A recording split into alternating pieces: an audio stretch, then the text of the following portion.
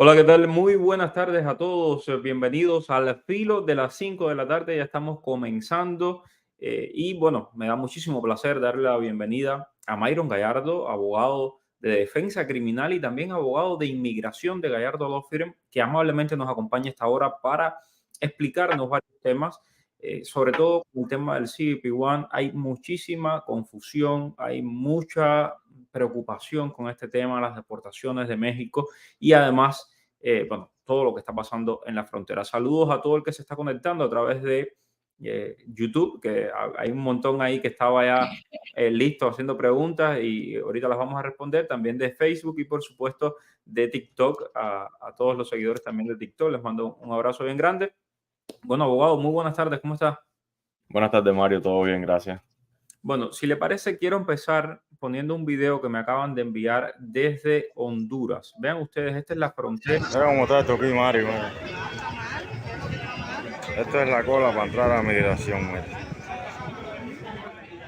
Esta es la frontera entre Honduras y Nicaragua.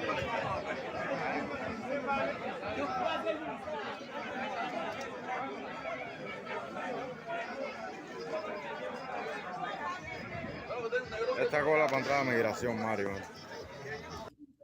Bueno, esto me lo envía un migrante desde allí, desde la frontera entre Honduras y Nicaragua, porque hay miles de personas que están, como vieron en el video, pues haciendo ese tránsito para seguir hacia el sur de México. Mientras tanto, bueno, vimos la deportación el fin de semana de los primeros cubanos. Estas deportaciones van a continuar.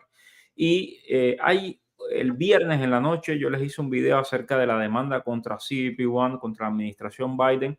A partir de esta demanda hemos visto un repunte de personas cruzando el río. Abogado, explíquenos un poco en qué consistía la demanda, cuál fue el resultado y por qué algunas personas cruzan el río. Bueno, Mario, hay muchas personas que cruzan el río. Imagínate el desespero que tienen de llegar a los Estados Unidos, la inseguridad que hay en México sobre todo. Pero el gobierno, la administración Biden ha ido abriendo algunos canales para, de alguna manera, que incitar a las personas a una inmigración legal hacia los Estados Unidos, como es la aplicación CBP One, que ha estado con estas demandas diciendo que está incitando a las personas a venir hacia los Estados Unidos de alguna manera. Lo que pasa con la CBP-1 es lo siguiente: las personas que quieran solicitar asilo o quieran solicitar refugio en los Estados Unidos tienen que hacerlo obligatorio por CBP-1. El que entre de manera irregular hacia los Estados Unidos o va a ser deportado hacia atrás, o si los oficiales deciden hacerle un miedo creíble, puede que se lo hagan. Eso no es una decisión del oficial, pero lo que deben hacer es ser puestos en deportación inmediata y muchos de ellos retornados hacia México, deportados hacia México. Y la manera de entrar o pedir asilo, pedir refugio o cualquier cosa que tú vayas a pedir en la frontera en estos momentos es a través de CBP-1. Y el hecho es que hay mucha gente que está, por ejemplo, ayer estuve conversando con una familia que me decía estaban desesperados porque estaban huyendo de que los querían secuestrar y entonces están cruzando la frontera, cruzando el río, cruzando la frontera de manera indocumentada. He conversado con varios de estos cubanos que han salido con I-220A. Hay otros que todavía están detenidos. Yo sé que ustedes en la oficina acaban de ganar otro caso de miedo creíble, porque este es el asunto. Una vez que tú cruzas ilegalmente la frontera, te van a someter a una entrevista de miedo creíble, probablemente, no es obligatorio, probablemente. Y si no pasa esa entrevista de miedo creíble, puedes apelarla y frente a un juego, ellos te van a tratar de que tú firmes un documento y te deportan. Pero tú, que estás bien educado, que ves estos programas, sabes que tienes el derecho de ir frente a un juez. Abogado, cuéntenos un poco cómo fue ese proceso del miedo creíble que ganaron. Ok, Mario, sí, en la semana anterior hemos ganado 3 miedos creíbles apelaciones delante de los jueces. ¿Cómo funciona todo esto? Primeramente, cuando la persona es detenida, es llevada a un centro de procesamiento y ahí deciden si le van a hacer un miedo creíble o si lo van a soltar bajo un 236, que es una I-220A. El miedo creíble es de la siguiente manera: usted primeramente va a venir un oficial, le va a explicar qué cosas es miedo creíble cuando le van a hacer su entrevista de miedo creíble.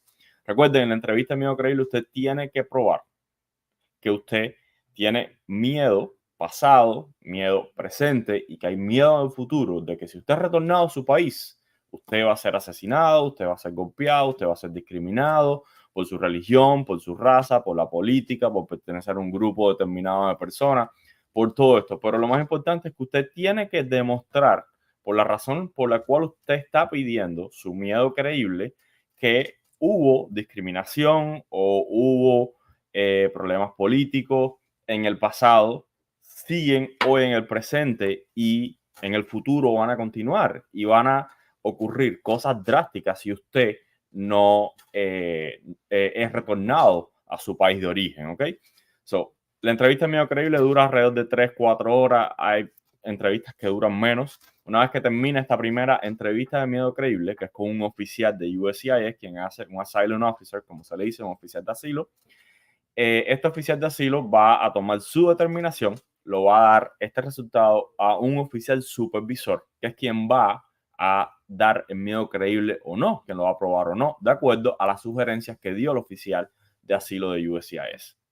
Una vez que esto esté hecho, le van a dar su resultado del miedo creíble y ahí le van a decir cuáles son sus derechos. Uno de sus derechos es apelar el miedo creíble, ir delante de un juez al miedo creíble. Ese es todo el derecho de ustedes. Si algún oficial o alguna otra persona dentro de los centros le dicen lo contrario, simplemente los están intimidando para que ustedes firmen una orden de deportación y virarlos para atrás, para no llevarlos delante de un juez. Y esto pasa y sigue pasando y va a seguir pasando. Ustedes le dicen que usted quiere guardar su derecho, usted quiere apelar.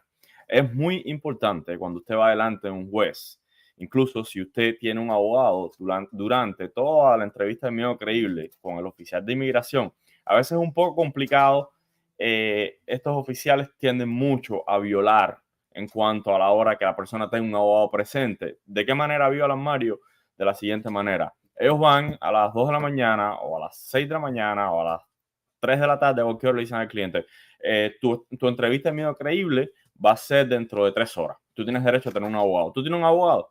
Sí, sí, pero mira, no es que no da tiempo contactarlo. Si tú quieres, podemos posponerla. ¿Qué hace el cliente? Todo el mundo está desesperado por hacerla.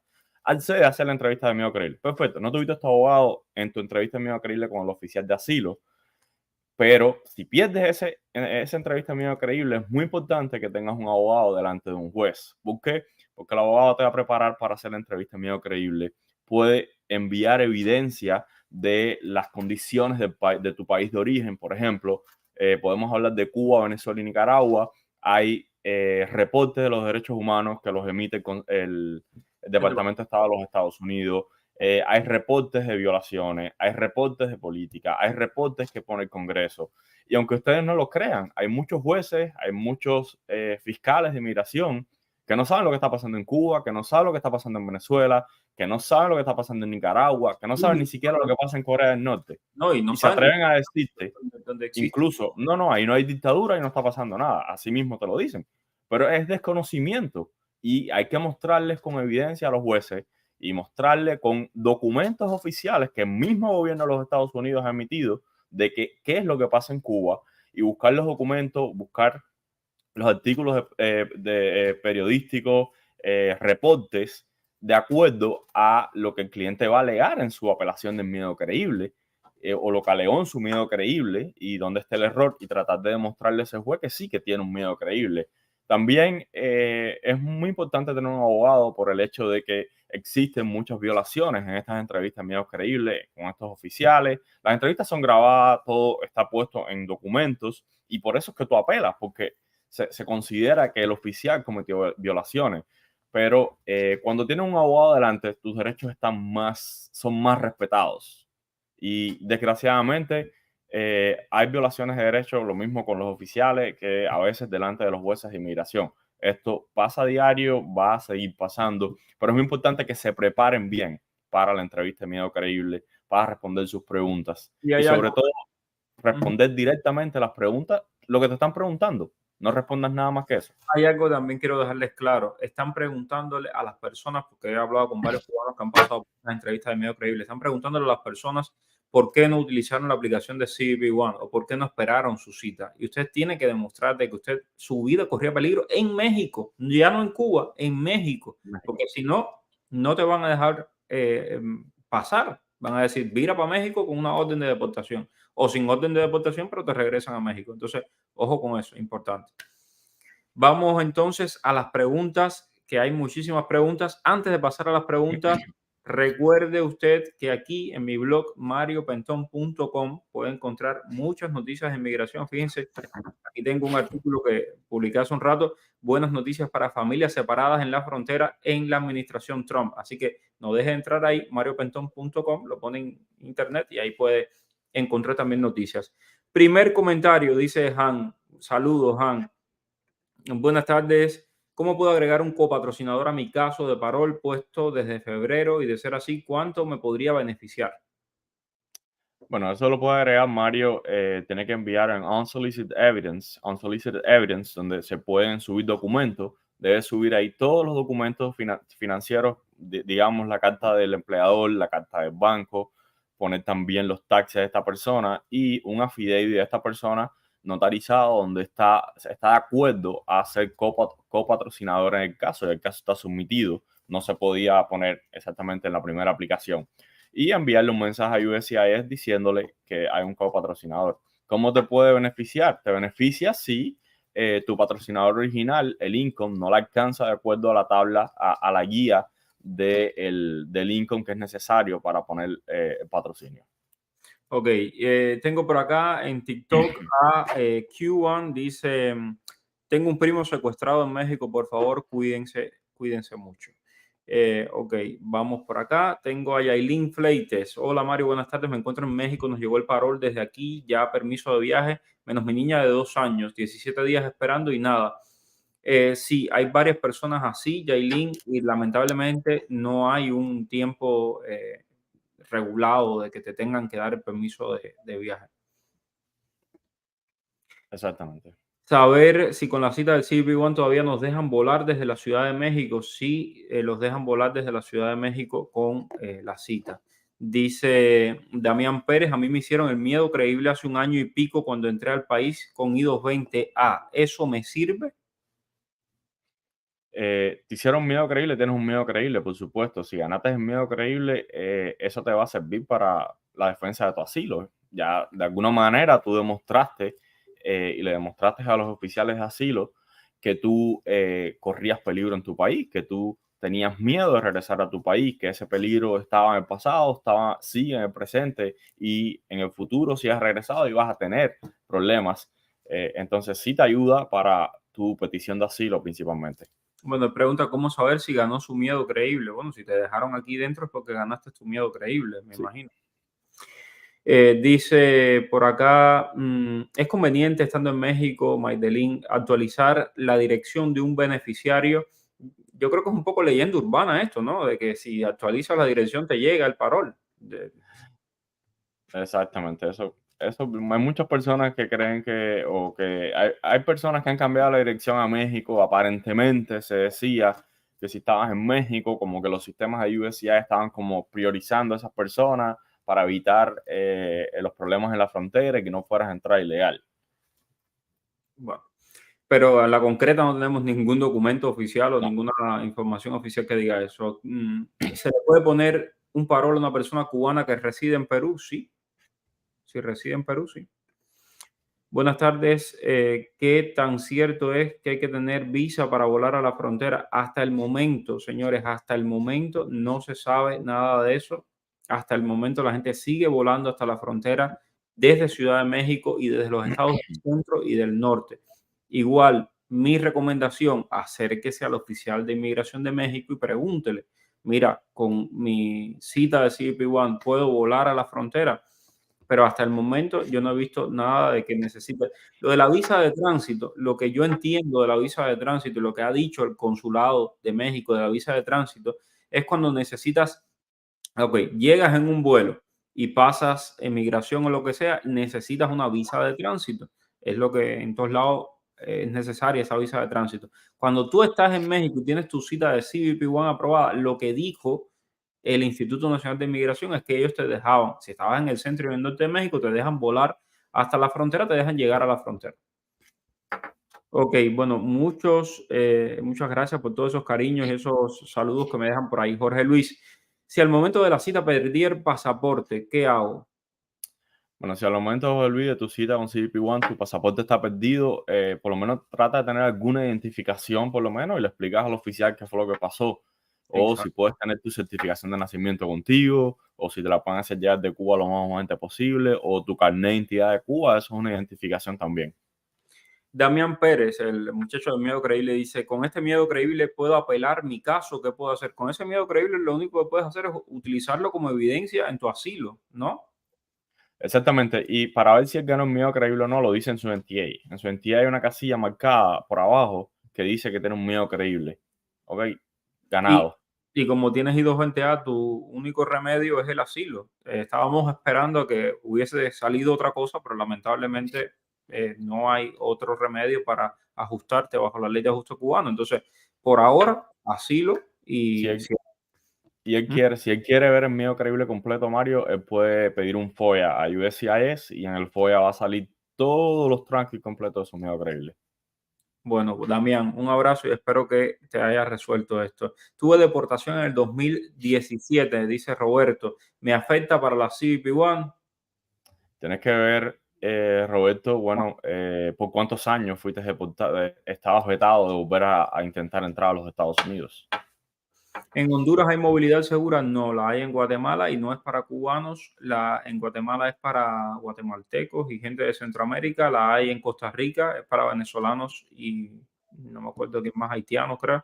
Y en Colombia sí es para cubanos y venezolanos. ¿Me puede servir? ¿Para qué me sirve el documento? ¿Me puede decir para qué me sirve el documento que me dieron por 180 días? Ni siquiera sé qué documento es. Mario, cuando me llegue la cita me da miedo que me deporten a Cuba. Yo estoy en el DF. Jesús, hasta el momento no han deportado a nadie desde la Ciudad de México. Las personas que han deportado, y he conversado con varias de las personas deportadas, hoy le hice una entrevista a uno que se me hizo un nudo en la garganta hablando con este muchacho de Cienfuegos en la radio. Quienes me siguen en TikTok lo escucharon. El, y dentro de las cosas, ¿no?, que nos decía, son la gente que estaba en el sur, las que deportaron con Comar, sin Comar, con citas de CBP One del sur, deportaron a todo el que les dio la gana. Y dentro de las cosas que nos decía, cuando llegó a Cuba, el oficial, el que no me acuerdo qué grado, pero yo de militares no sé mucho, le dijo, bueno, ustedes aquí en Cuba no tienen problema, ustedes se fueron a ver los volcanes. Estamos hablando de un oficial del Ministerio del Interior. Escuchen lo que le dijo. Ustedes se fueron a ver los volcanes y nada, se perdieron y llegaron a México. Es decir, para que ustedes vean el nivel de complicidad que tiene el régimen cubano en toda esta salida masiva de personas de Cuba que lo están haciendo a propósito, con el descaro tan grande que sale Joana Tablada a decir que están huyendo de Cuba porque son parte de la lista de países terroristas. Mario, qué bola, ando por Tapachula. ¿Cómo está esto, mijo? Ah, ¿cómo está esto? Me imagino, ¿no? Bueno, pues ya sabes. Hola, tengo I220A, pero no tengo fecha de corte. Ya solicité la residencia, llevo 2 años en el país. ¿Qué puede pasar? Simplemente es esperar a que USCIS tome una decisión sobre tu aplicación E485.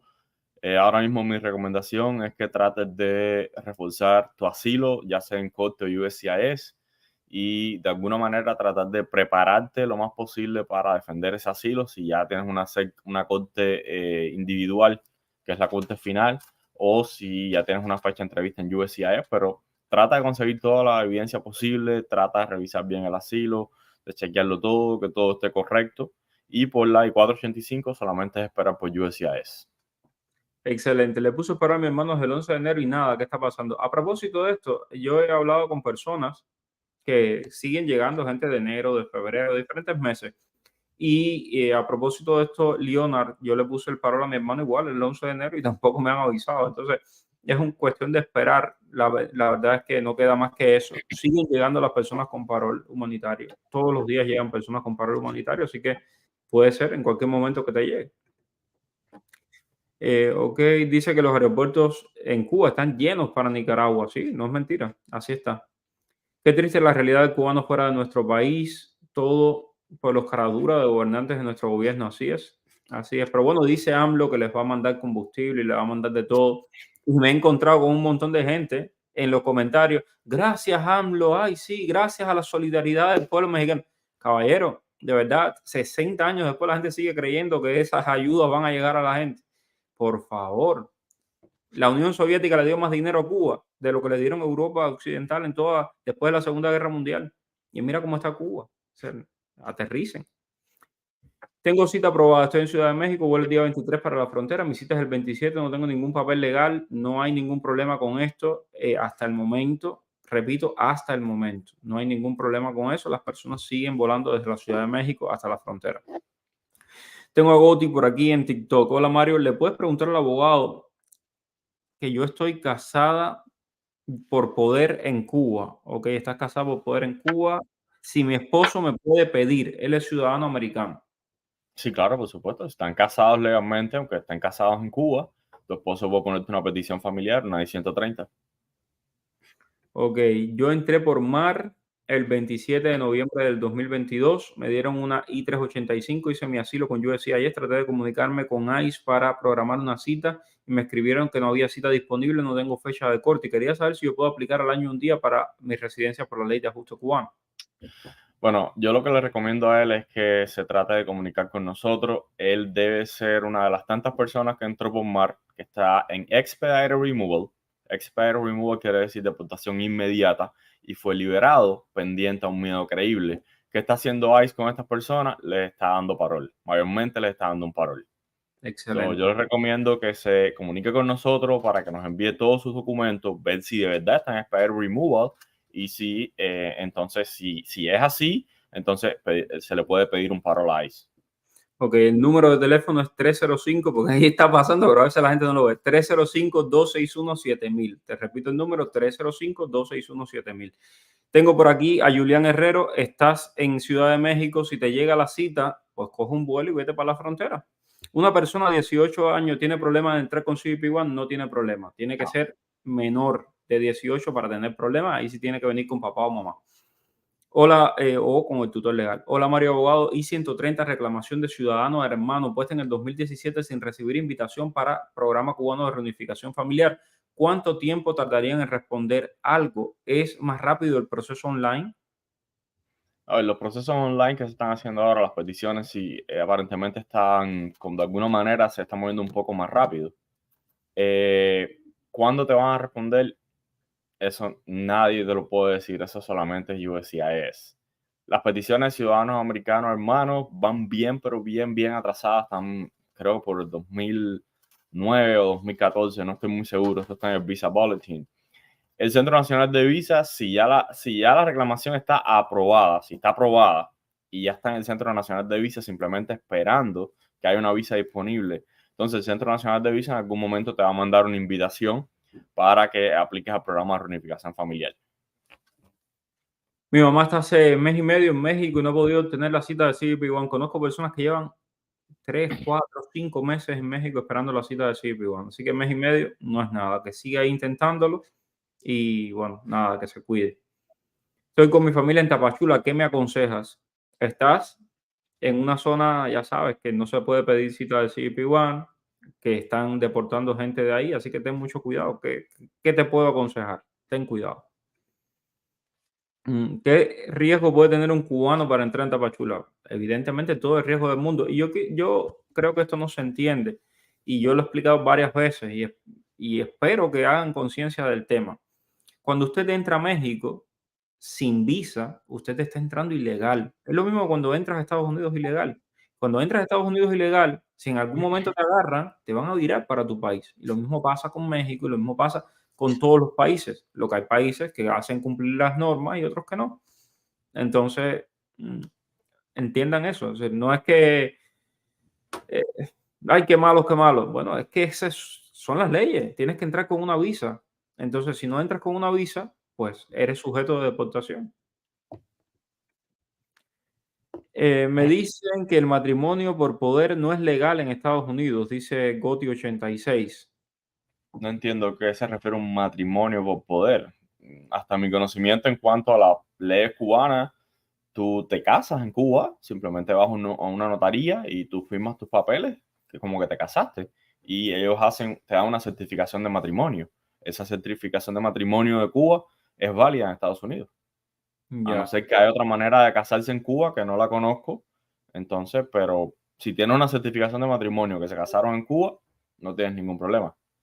Mandé mi solicitud de asilo, dice Hugo González, el 23 de junio y aún no ha comenzado el reloj para mí.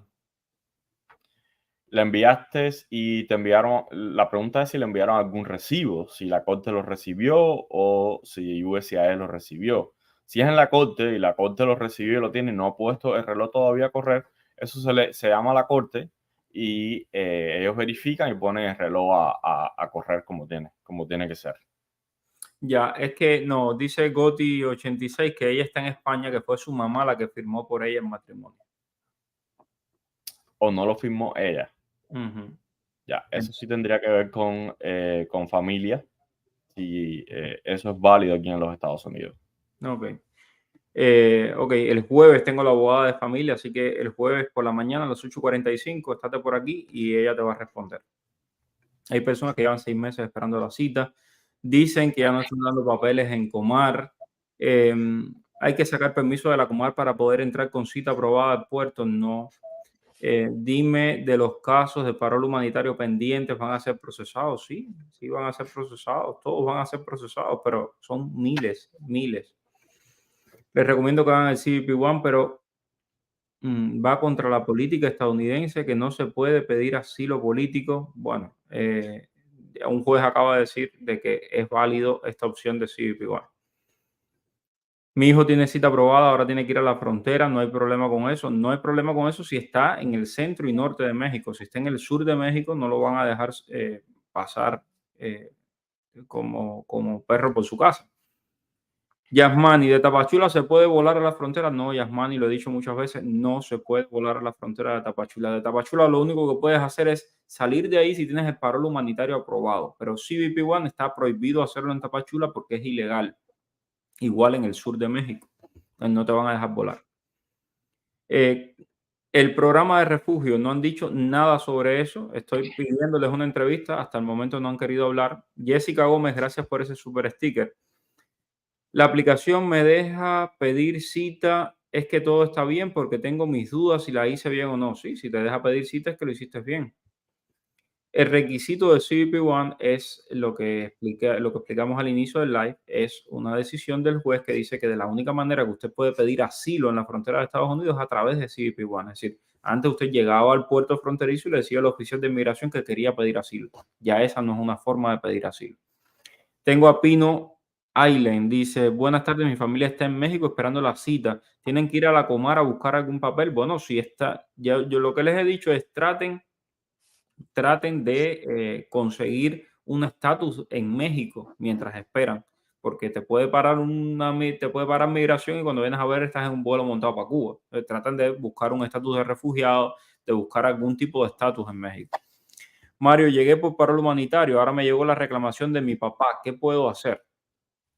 Si llegaste por parol humanitario y te llegó ahora la aprobación de la reclamación de tu papá, puedes submitir una I-485 directo a USCIS para pedir ajuste de estatus a través de eso.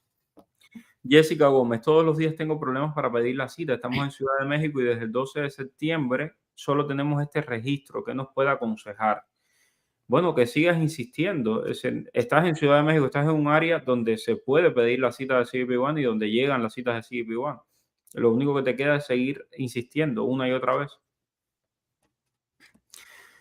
¿Qué documento llega primero? El caso del parol que está en proceso. No entiendo la pregunta. Bueno, ya lo de la frontera de México lo he dicho tantas veces. Si pueden ir de Ciudad de México a la frontera. ¿Para cuándo el programa de refugio? Ni idea. Se lo estamos preguntando a la administración, que no obstante están anunciando nuevas relaciones con Maduro y nuevas cosas, así que ya veremos. Bueno, gracias a todos. Gracias a todos. Nos vemos mañana. Nos vemos mañana a las 5 en punto aquí para seguir contestando sus preguntas de inmigración. Gracias, abogado. Gracias, Mario. Buenas tardes. Dime cuál es el periodista que está en el boom. Es Mario Rincón. El periodista que te trae toda la información. Es Mario Rincón. El periodista de la radio y la televisión. Es Mario Rincón. Habla de temas cubanos, de migración. Mario Rincón.